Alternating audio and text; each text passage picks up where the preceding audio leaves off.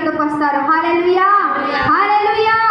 దేవుని బిడ్డలారా, ఇక్కడ శారమ్మ జీవితాన్ని మనం చూసినట్లయితే సందేహించినప్పుడు సమస్యకు గురైంది, విశ్వాసమును కాపాడుకున్నప్పుడు వారు సంతోషించగలిగారు. 100% నేను వాగ్దానం చేశానంటే నెరవేర్చి తీరుతాను అని చెప్పి అబ్రహాము శారమ్మల జీవితంలో దేవుడు ఒక అద్భుతాన్ని జరిగించాడు. ప్రియ దేవుని బిడ్డారా, అంత మాత్రమే కాదండి, శారమ్మ తన జీవితంలో తన సౌందర్యాన్ని బట్టి, తన యొక్క అందాన్ని బట్టి గెరారు అనేటువంటి ప్రాంతానికి వెళ్ళినప్పుడంట ఆ ప్రజలు గెరారు అనేటువంటి ప్రాంతంలో ఏలుబడి చేసే రాజు దగ్గర ఎంతో పొగిడారంట.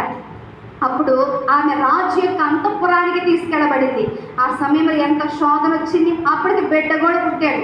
అప్పటికి 90 సంవత్సరాల ఆమెకి. ప్రియ దేవుని బిడ్డ ఎంత సౌందర్యవంతురాలండి ఆమె తన జీవితంలో. అయినప్పటికీ కూడా సౌందర్యాన్ని బట్టి గర్వించలేదు.